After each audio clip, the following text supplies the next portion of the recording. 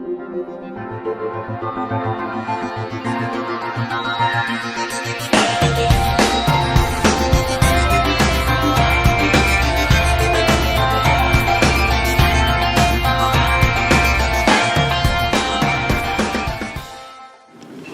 Dr. Paul Vorster, the CEO of ITS South Africa, welcome. Thank you very much.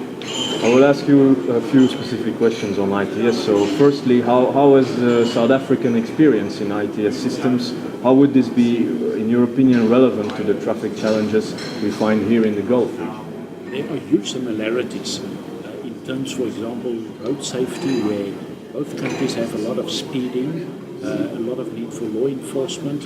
Both are countries that have large distances where infrastructure needs to be covered, so there's a lot of similarities. I understand. And from your personal experience here at the IRF World Meeting in Riyadh, of course, we saw a number of ITS-related topics and sessions about them. Did any particular message or example of technological innovation strike you as particularly promising? Not so much the technology per se, but the way that it needs to be integrated, the way that you need to make different systems work and talk to each other so that you can get the synergy. That is, I think, the most important thing for me. I think another very important message, and that is the value of the International Road Federation, is to provide a forum where people can share information, can exchange data, can learn lessons from each other, and then we can do things quicker and better and faster. Well, and you know, we also heard the keywords being collaboration and partnership, I would think, between different public authorities and also with and between the private sector. Would you have any recommendations from, let's say, your perspective at ITS South Africa, imagining some ITS Saudi Arabia could be set up? How would you handle this, or how would you guide this? I think it's a very good question, because the essence of ITS is integration.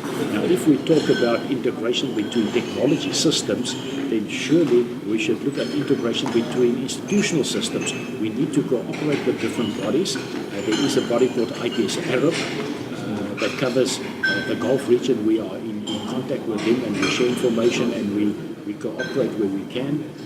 And in ITS South Africa, we have established a partnership and agreement with ITS Nigeria and ITS Ethiopia, and the three of us have established a working group to work towards the establishment of ITS Africa.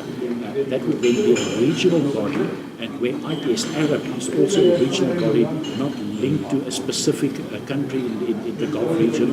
That would then take that cooperation to a totally different new level with exciting benefits for everybody. It's a very good initiative, of course. I just attended the session you actually set up as ITS South Africa together with the IRF. It was also built on the legacy of the 2010 FIFA World Cup, and you brought in a regional minister, an academic, and a private sector representative. So I'm sure there's a story, a structure behind this. Could you enlighten us on that? Yes, indeed. You know, life is too short to allow things to happen by default. We must make things happen by design. And the IRF has approached us as ITS South Africa to have a partner session, which we did, and then the structure that you referred to. Obviously, when we look at ITS, it needs to take place within a framework, and that is why we were very privileged that our provincial Minister of Transport, Dr. Ismail Vadi, attended the IRF conference here in Riyadh and participated in our session. He spoke about the 25-year integrated transport master plan, which is a great initiative. It gives policy clarity, it gives vision, it gives focus, it helps you to prioritize with the application of resources. So that was the framework, and the minister was the first speaker.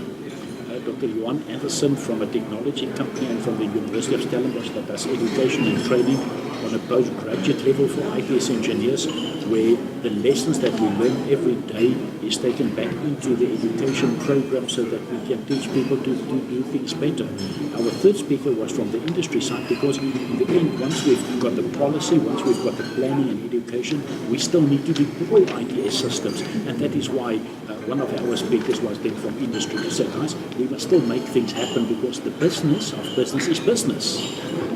That's a very good quote to end on. So Dr. Paul Vorster, CEO of ITS South Africa, thank you very much for your time. Thank you for having me.